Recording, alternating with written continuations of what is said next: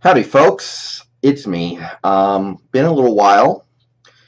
I was planning, as usual, on making a bunch of videos this off season, and I made a few for the draft, right before and right after the draft. And other than that, I was silent for pretty much the entire off season, which, stuff just happens. I get busy, and it's harder for me to make videos, and I'm not as motivated to because it's the off season, and whatever. We're square one. Preseason week one, game one starts tonight. I think basically every other team has played at least one preseason game. We're going tonight, and it's time for me to get back into this thing. So I reorganized things down here a little bit, so the perspective is going to be a little different. You can see my 12 blanket back there behind my bed, so that's kind of cool. Yeah, new perspective for these videos this year. So Seattle Seahawks 2017 season starts about a month from now. Preseason starts tonight. Our first real look at any of these guys. So there's definitely some stuff to talk about. Where do we start? First, just to talk about the offseason a little bit, what I can say about it would be, the draft. I commented on our first two picks. We had two picks in the second round. I talked about that a little bit. I meant to make videos talking about the rest of our draft, but it just never happened. Suffice to say, I really like the fact that we kept drafting defensive backs. Shaquille Griffin, who has done some really good stuff in training camp. Delano Hill, haven't heard as much about him. Tedrick Thompson, people are excited about him. Mike Tyson, safety, Cincinnati, people are excited about him because I am concerned about the state of this secondary. This is the first time in a very long time this Seattle Seahawks team doesn't really know what they're going to get out of their secondary. Richard Sherman coming off a injury that he played through last year, and we were obviously... Yeah, I'm watching the Mariners piss away whatever chance they had of making the playoffs this year on this screen, by the way. Richard Sherman, and obviously he might be upset with the team. He might be upset with some of the teammates. We don't know.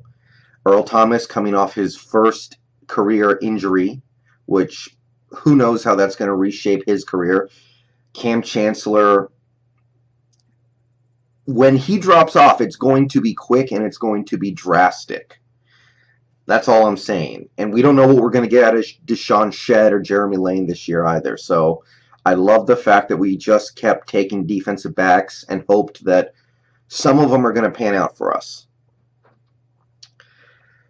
That was the main takeaway for me from the bottom portions of our draft. And our offseason was mostly quiet before then. We traded Kevin Pierre-Louis for DJ Alexander, which I love.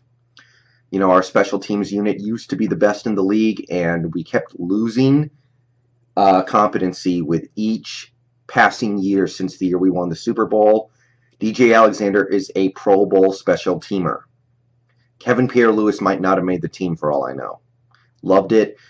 We traded Marshawn Lynch for a 5th round pick, which, we were just trying to, facilitate what he wanted, which is fine by me.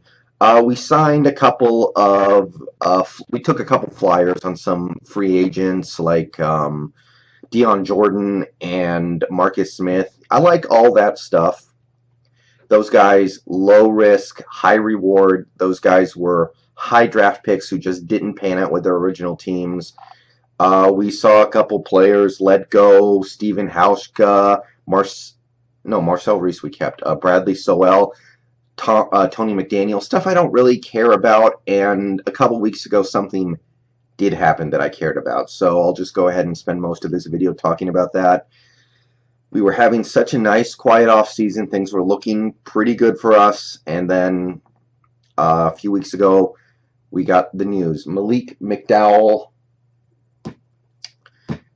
our early second-round pick, a guy who I was really depending on being a big part of this team, a guy who I'm sure a lot of people involved in this team were depending heavily on.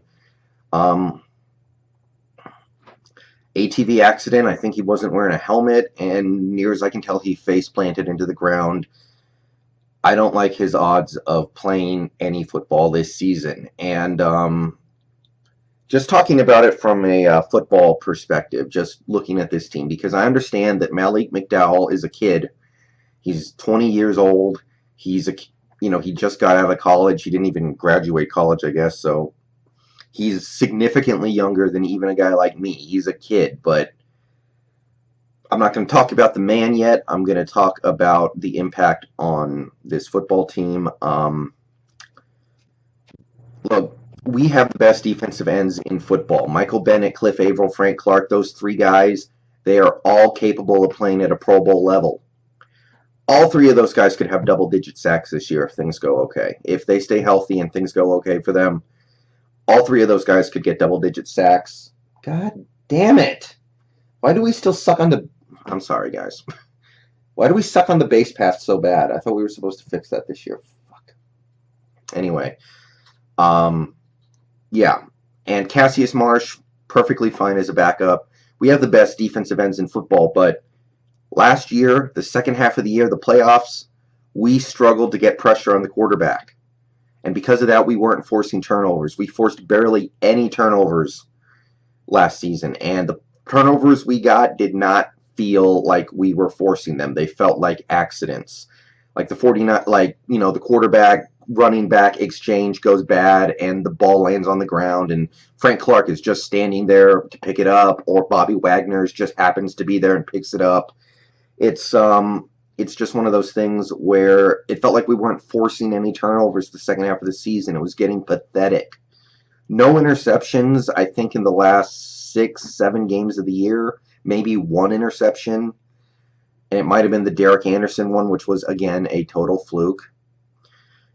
So the problem cannot be the defensive ends. Those guys are way too good for that. It is these defensive tackles. And some of them are good at football, but we couldn't get any pressure from those guys. They were not collapsing the pocket from the middle.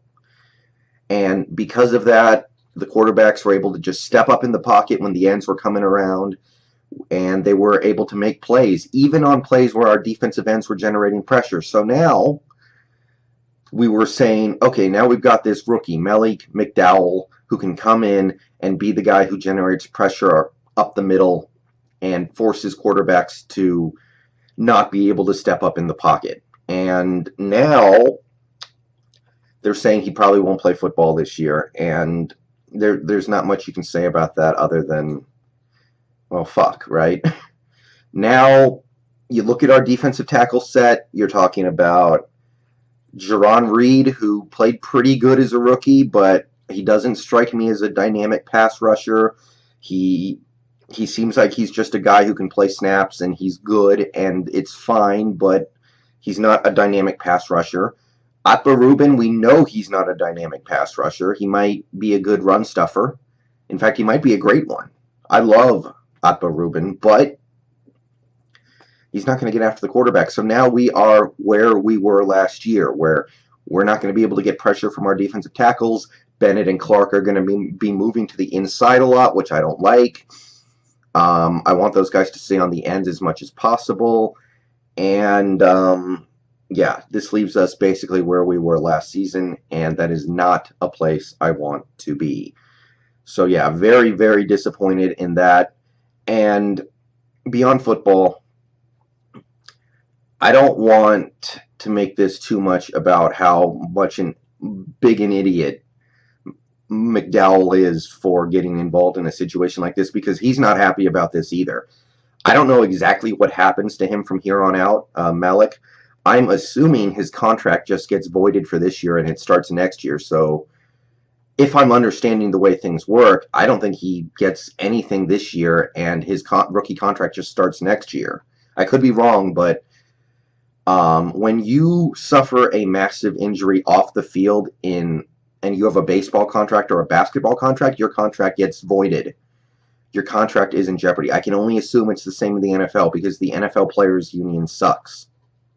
The NFL Players Union doesn't know how to protect their players. I have to believe they get it just the same as baseball and basketball players. So his entire career has been set back significantly by this, but even acknowledging that this is just as bad for him as it is for us, it's probably worse for him, you got to be very disappointed in a dude who allows this to happen, who decides before he even plays a single NFL down, where he's in a position where he's going to make millions of dollars over the next few years and could make tens of millions of dollars later in his career if things go well, for him to do something like this. It's just, it sucks.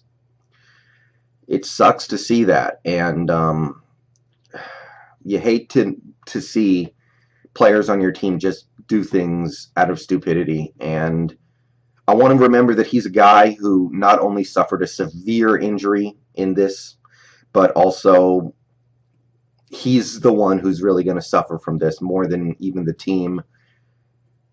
That bums me out, because this is a big deal. That guy, I know he was just going to be a rookie, but now his career growth is stunted by at least a year. Now next year he's going to be a rookie. Next year he's going to be trying to find a way to fit in and trying to find a way to contribute in the NFL, whereas maybe he was going to be doing that this year, and then next year he was going to break out. Now that whole thing gets pushed back.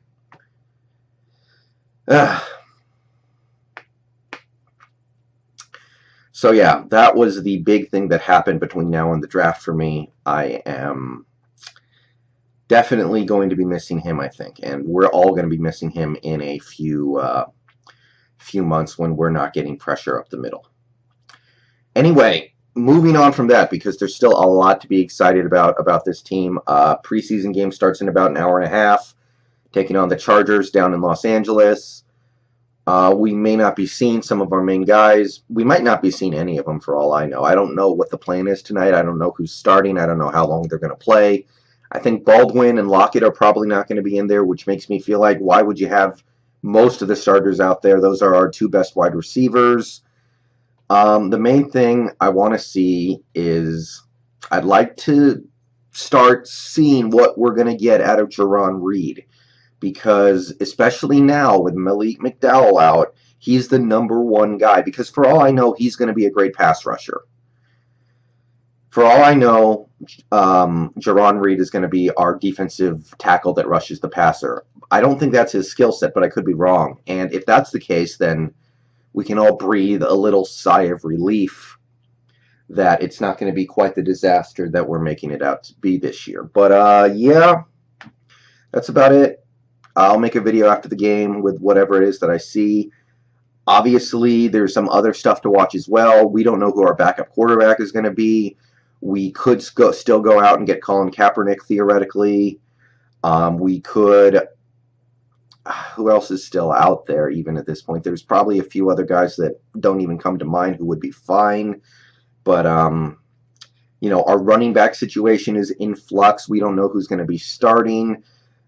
The secondary depth is...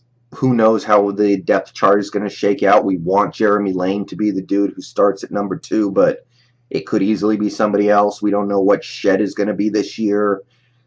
So there's definitely stuff to watch out for. But, yeah, it's just time for another season. And basically, week 1 of the preseason, there's just a couple things you got to watch out for. I think I went over them pretty good. And I'll probably make another video tonight after the game. See you guys then.